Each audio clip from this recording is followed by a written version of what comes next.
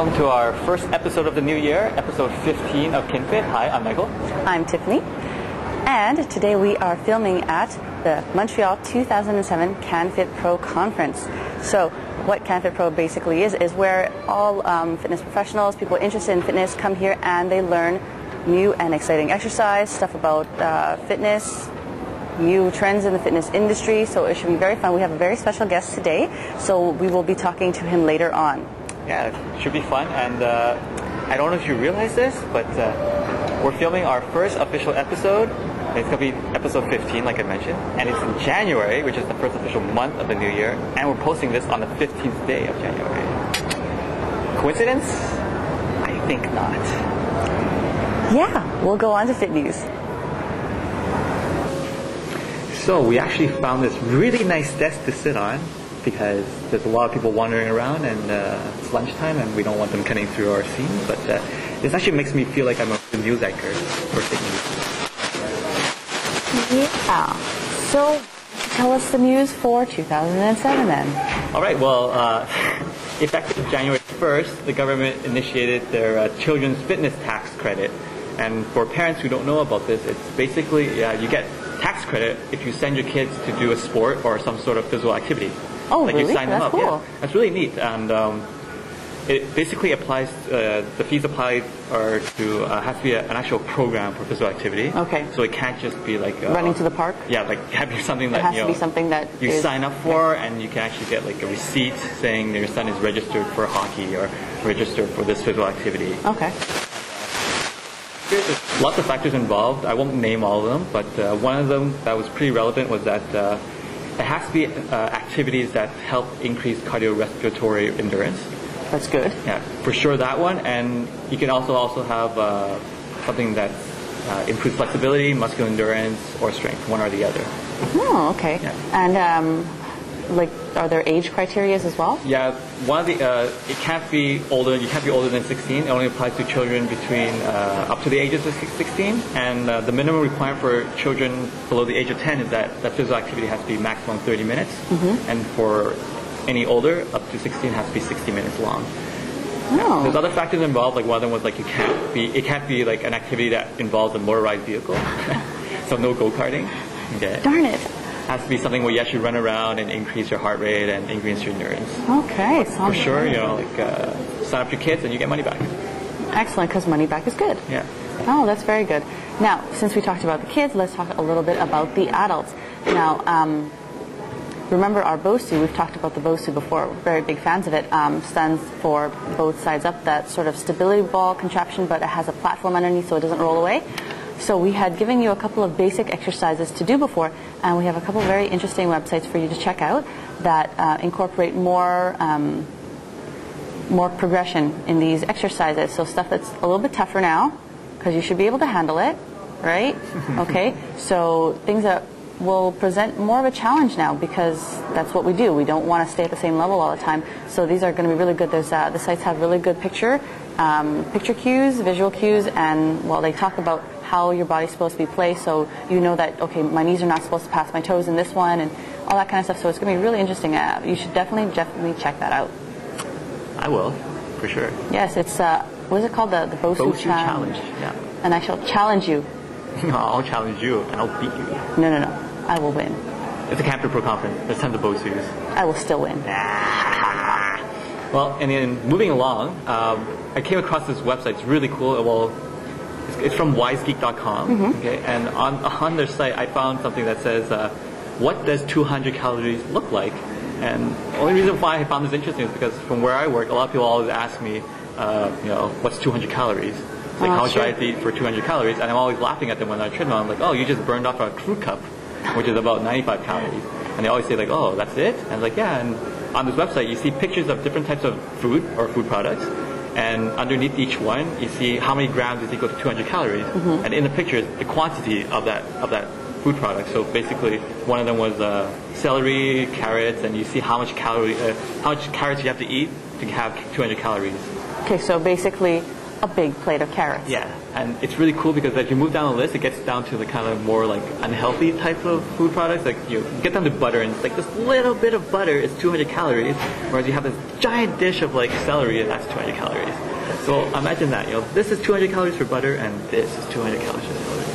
So for everyone out there who likes visual cues, this one is for you. Yeah, and it's pretty funny because you see half a hamburger, and that's 200 calories. So imagine eating a quarter pounder at McDonald's. No, let's not imagine it. In any case, so on CBC, the interactive website type thing, we have a picture slideshow with Russell Gunner, who is an athletic therapist in Mississauga, who is going to help us with our stretching, because stretching is very, very important because we would like to improve our flexibility.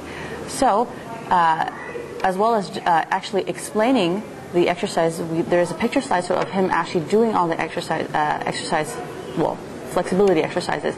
And what's nice is that the cues are really good, so you get a good idea of how you're supposed to be back straight, good posture, do this and try not to do that. So it's pretty inclusive. You get pretty much a full body flexibility program from this one. So definitely we should check that one out. Yeah, I got a chance to check it out. And it's not very long. It's about, 6 minutes long. And it's pretty in-depth. And he also goes through like a couple of tips on like injury prevention too. So that's pretty neat. Very good. Very good. And last but not least, I actually mentioned this on our website if you actually visited it. And I talked about 2 sports clinics that McGill's athletic department's been doing since last year. They did 2 last year, the first time, and now in 2007 they added more. There's 5 now. Oh, good. Okay, and it's pretty neat. One of them was for core training and balance. That's pretty neat. That's, I think, in 2 weeks from now, January 21st. So they play around with BOSUs and balance discs. Excellent. And then a week after that, they have another one for cross-country skiing. So for those who want to improve their technique in cross-country skiing, they can go to that one. And they have another 2 in February, which is one's an intro to Pilates, and another one is a squash clinic. So if you want to improve your squash game, so you can check that one out too. Excellent, very good. So if you need any information, we will post up some more for you if you want to get in touch and sign up for these clinics. Yep. Which you should do. Yeah, they're pretty cheap. It's $20 per person. So good deal. Yeah, very good. All right, so that will be it for this week's Fit News. So on this week's Fit Tip, continuing on with our winter exercise theme, I decided to talk about how to buy the proper skates. Because if you don't like running in the winter, or you're not a skier, you might want to try to pick up skating. So what do you want to look for when you're buying, proper skates? Well, a lot of mistake people tend to do is that they buy skates as if they were buying shoes. Now you can't do that with skates because the boot size is actually one size to 1.5 size smaller than your regular shoe size. So for example, I wear size 9 shoes, I have to buy size 8 skates. So that's a really important thing to remember, that your boot size is always smaller than your shoe size.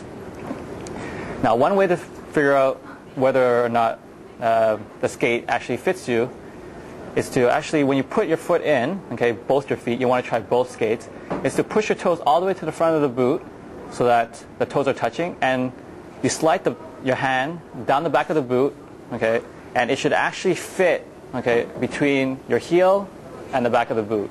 So if your entire hand fits, it should be fine. Another thing to look for when you're buying your skates is that you want to make sure that when you tie your laces, that you tie them tightly. It's not like buying shoes where you just kind of like wing it and you just like tie your shoes and you walk around. You got to make sure that the laces are tight, because when you're skating, you're not going to be skating with loose laces. So you want to make sure that the boot is, fits snugly in your foot. If you notice that there's a little bit more space than your shoes, well, that's normal, because a regular skate boot is actually wider than your shoes. So make sure that the inside of your foot feels nice and snug.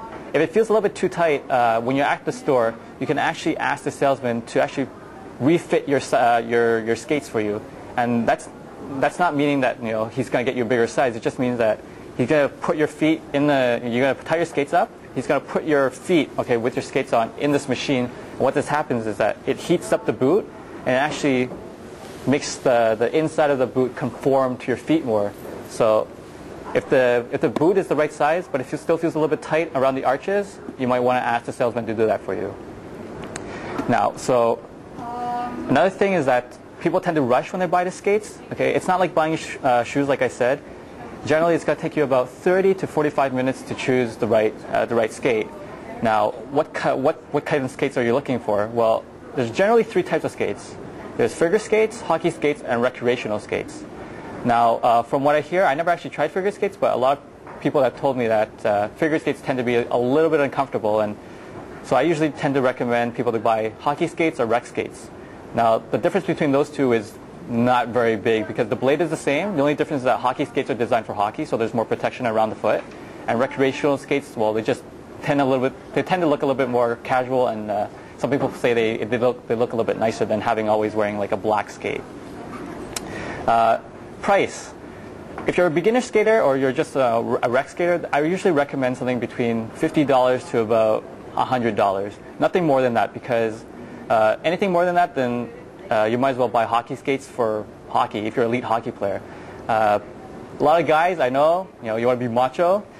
You want to buy the skate that like an NHL player uses. Well, I don't really recommend that because a lot of times NHL players, they use a boot that's already conformed for their foot, and their skates are like $500. And if you're only going to be going skating once or twice a week, I recommend you just get something that's between $50 and max $125. These skates of mine, they were about $130, so that's like the highest I would go to, and I play hockey. Once you get your skates, you want to make sure that you maintain them. So most important thing to maintain is the skate blade. After you finish skating, you want to make sure that you clean it, you wipe it down, that it's dry. Okay, you don't want to leave it wet because what happens, it's going to end up rusting, and it's going to damage the skate, and it's going to like decrease the lifespan of your skate. Another way, depending on how many times you skate, okay, you should also sharpen your skates. Okay, if you skate average 2 to 3 times a week, you should probably resharpen your skates once every 2 weeks. If you skate indoors, it's not so bad. You can get away with it with every 3rd week. But if you skate a lot outdoors, weather permitting, the ice is generally harder and it damages your skate a little bit more. So you might want to sharpen your skates maybe every 2 weeks or every 1.5 weeks if you skate 2 or 3 times a week outdoors. One thing I forgot was that if you have skate blades, make sure that the inside of the skate guards, make sure that the inside of the skate guard is dry and that you don't put them over your skates when they're wet, because you tend to forget, and what happens is the moisture gets caught and it'll end up rusting as well. One last thing is that you don't always have to sharpen your skates. You might notice sometimes that after maybe 1 week, it doesn't feel as sharp anymore, that when you make a turn you might fall over. Well, that's because a lot of material has built up on the sides of the blade. So what you want to do is you want to grab a deburring stone, which is a little rectangular stone that you can use, and you rub it against the side just to remove all that material that builds up on the side of the blade, and you'll notice that you have an edge again and you can stop and turn without falling over. You can get the stone at any skate sharpening store. It's not expensive. It's about $2, so it's worth getting if you don't want to always go and thinking you need to sharpen your skates when you don't really need to. So that's it for today's With Tip, and we'll see you next week. So today on our special Speak Up segment, we have a very special guest with us today. He is Mr. Rod McDonald, VP of KinFit Pro. So, Rod, why don't you tell us a little bit about KinFit Pro? Sure. KinFit Pro has been around since 1993, and since then has produced many different fitness conferences across Canada. Currently we have 7 scheduled for 2007, and we also offer certification, trade show opportunities, and membership opportunities for fitness professionals all across Canada. Oh, very fun. And what are some of the main functions that you do in KinFit Pro? Well, as the Vice President, what I do is I oversee the operations of the whole organization, and I work with all the staff to ensure that everybody is doing what they need to be doing and is happy doing what they're supposed to be doing. Good. Okay, so can you tell us, does KinFit Pro have any new objectives in the future? Well, building on what we're already doing, we have over 14,000 members now across Canada.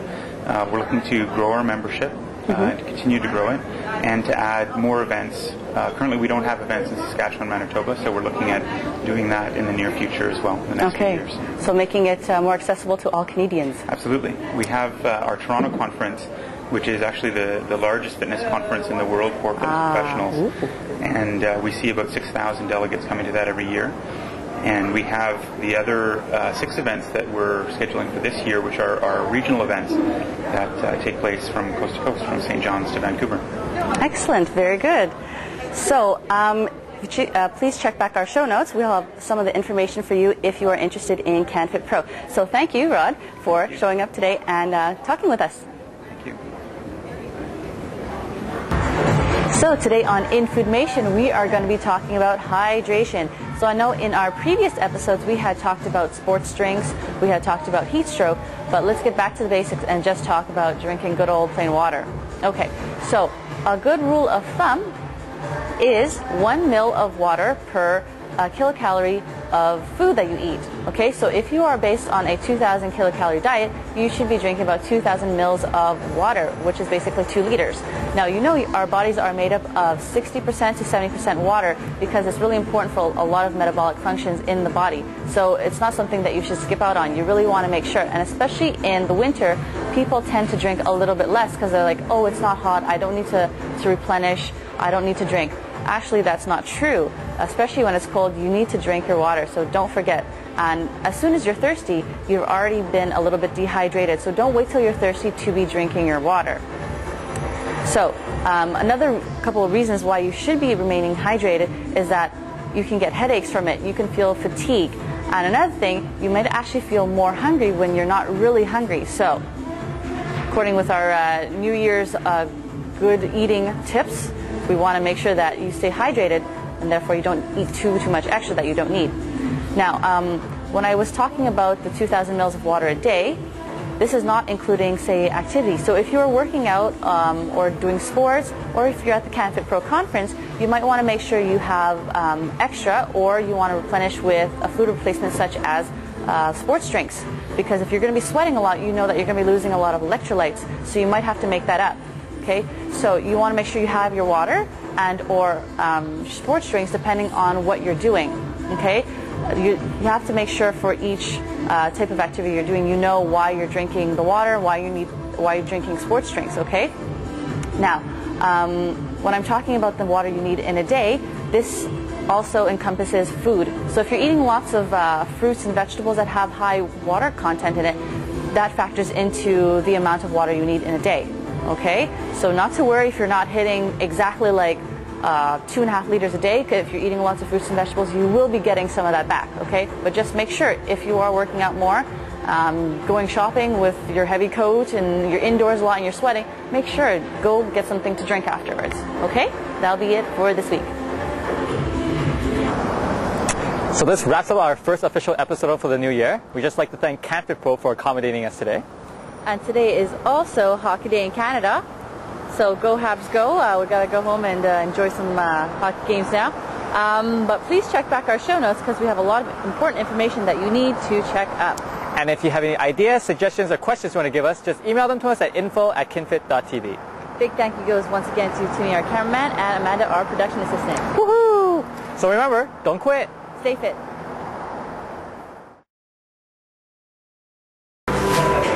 This is pretty heavy. That one's probably the heavier one. How come you're not standing on one leg? Cheater! Catch. Ha! I still win. You're so mean. Okay. Okay, so one-legged, eyes closed. Okay. Okay, you ready? Ready? Go. Hey! I win.